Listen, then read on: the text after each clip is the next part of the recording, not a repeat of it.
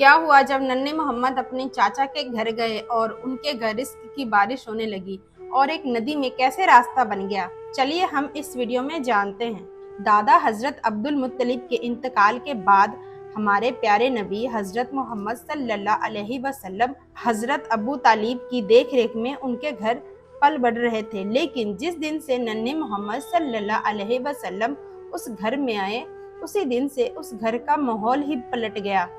घर के चारों तरफ फिजा में एक अनोखी सी महक तैरती रहती थी।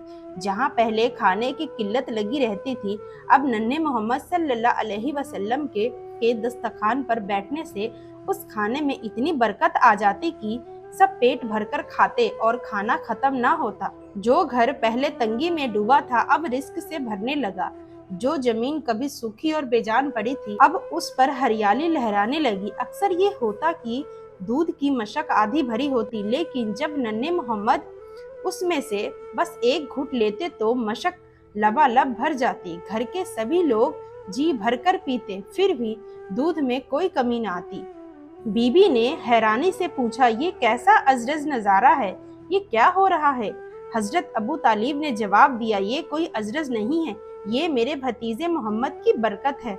जब हजरत अबू तालिब ने बच्चों को नन्हे मोहम्मद के संग खेलते देखा तो उनके दिल में एक अजीब सा चैन उतर जाता था। वो मन ही मन सोचते थे कि ये बच्चा कोई आम बच्चा नहीं है, ये बच्चा सबसे अलग है। अल्लाह ताला इसे किसी बड़े मकसद के लिए तैयार कर रहा है। दादा हजरत अब्दुल मुत्तलिब का साया तो उठ चुका था, लेकिन उनकी आखिरी वसीयत पूरी हुई। हजरत अब्दुल तालिब ने हुजूर सल्लल्लाहु अलैहि वसल्लम को अपने सगे बेटे की तरह पाला पोसा और उनके लिए अपना सब कुछ निसार करने को तैयार रहे। इसी तरह नन्हे मोहम्मद सल्लल्लाहु अलैहि वसल्लम की परवरिश हजरत अब्दुल तालिब के घर की छाया में होती रही। जब आप हजरत मोहम्मद सल्लल्लाहु अलैहि वसल्लम की उम्र 10 बरस हुई तो आपने अपने चाचा हजरत जुबैर के हमरा यमन की जानिब सफर पर रवाना हुए।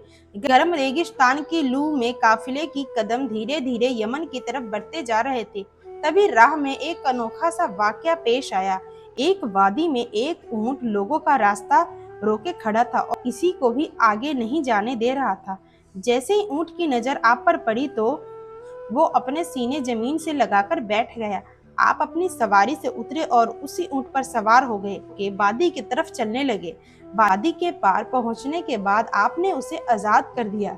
जब काफिला सफर से लौटा तो देखा कि वही वादी अब पानी से लबालब भरी हुई थी।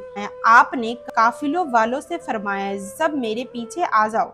जैसे ही आपने उस पानी में अपना पहला कदम रखा, अल्लाह ताला ने अपनी कुदरत का जलवा दिखाया। पानी एक ही लम्हे में 2 हिस्सों में बट गया और रास्ता साफ हो गया। तमाम काफिले वाले बड़ी आसानी से वादी पार कर गए। जब काफिला सलामती के साथ मक्का लौटा तो लोगों ने ये पूरा माजरा शहर वालों को सुनाया। सबके मुंह से निकला, इस बच्चे की शान तो बेमिसाल है।